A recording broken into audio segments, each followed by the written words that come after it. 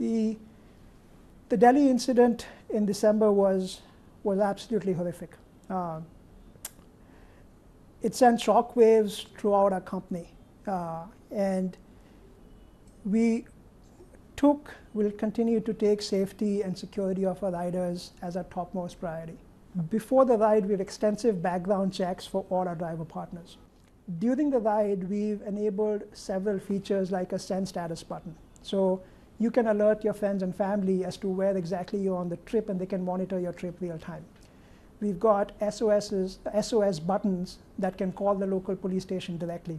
And a significant portion of the investment that we've set in India will continue to enhance our security and safety for our riders. But why did it take that incident to put in these safeguards? Because you knew exactly what kind of market you were getting into. The issue of women's safety was in sharp focus at that point in time. Do you think you made a mistake by not having these safeguards in earlier?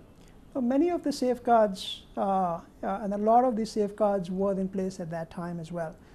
What is difficult to guarantee is, does past behavior and past record imply or guarantee future behavior? So that is always an unknown. We do our best to determine that, but it's not something that you can always guarantee. Do you think it's irreparably damaged your reputation here? You might have several incidences today that happen in existing forms of transport, the black and yellow cabs or public buses, which go unreported. Because whom do you call? Who is accountable?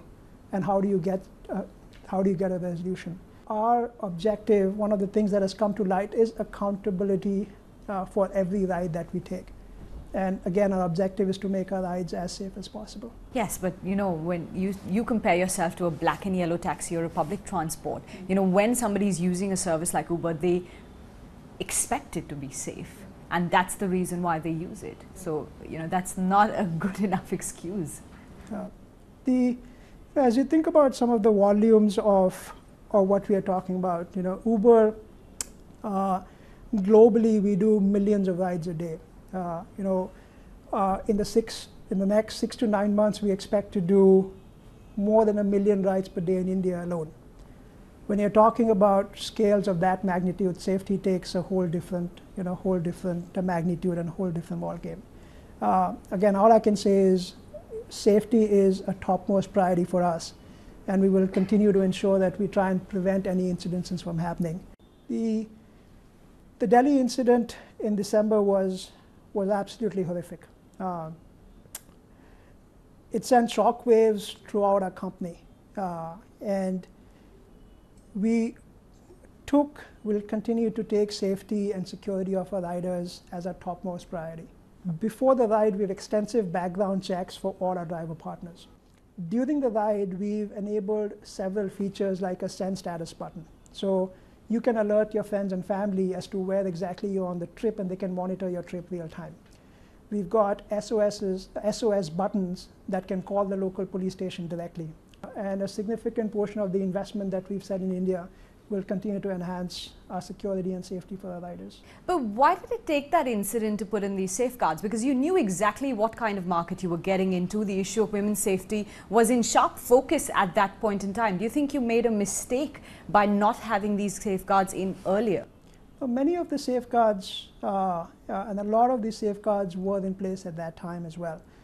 What is difficult to guarantee is, does past behavior and past record imply or guarantee future behavior?